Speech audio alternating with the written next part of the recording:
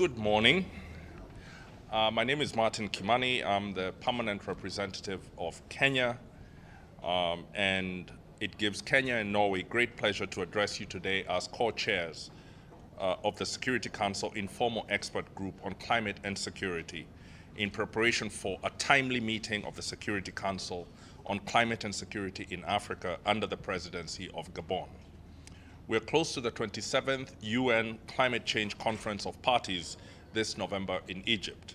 We will negotiate an outcome knowing that climate change is a risk multiplier for security threats to African peoples and countries. In the Horn of Africa, for instance, we are experiencing the longest drought in 40 years. Such extreme weather conditions are mostly striking areas already prone to insecurity and food scarcity, therefore complicating and compounding conflict dynamics from Somalia to South Sudan. Other parts of Africa, including the Sahel and the Great Lakes region, are also experiencing heightened tensions and insecurity driven in part by climate change-induced extreme climate weather patterns. Therefore, if we take action on mitigating and preventing climate-related risks, we would, in effect, be working to mitigate and prevent conflict. With today's discussion on climate and security in Africa, it is no coincidence that the African Union is one of the few regional organizations to explicitly address climate-related security risks within its peace and security architecture. But this is far from being just an African problem. Climate-related security risks play out in different ways depending on different regions and contexts. Addressing them everywhere is critical. Kenya and Norway are in agreement. Achieving the Paris Agreement remains our first line of defense.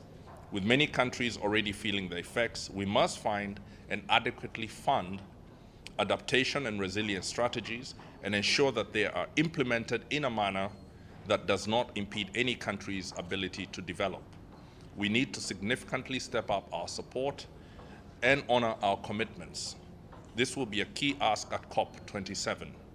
We believe that we also need to take action in the Security Council, as we will explain during the debate. Thank you.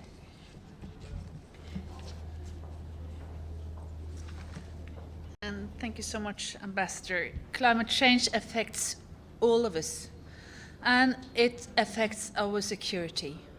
For small island states, sea level rise is already a very real threat. In the Middle East, we see tension over access to water. In Sahel, we see livelihoods disappear, areas become impossible to live in. Disadvantaged groups are often hit hardest, and people who already have a hard life suffer even more. We see young people raise their voice and at the same time lose faith in the future. I have no doubt climate change belongs on the agenda in the Security Council. This past year, Kenya and Norway together have led the Informal Expert Group on Climate and Security. We have invited leaders from UN peace operations to meet the Council members, to brief and answer questions about how they see climate change affect security issues and how it affects their mandate. As a next step, we need to look at opportunities. Environmental peace building offers promising avenues for addressing conflict risk. Dialogue on climate and environmental issues can pave the way for broader discussions on difficult issues. It can help build trust.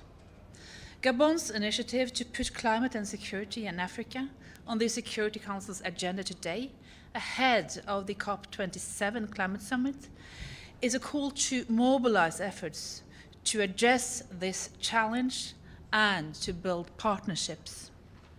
For this to happen, we must jointly step up our commitments on mitigation, on adaptation, and not at least on finance for both climate action and peace building. Thank you.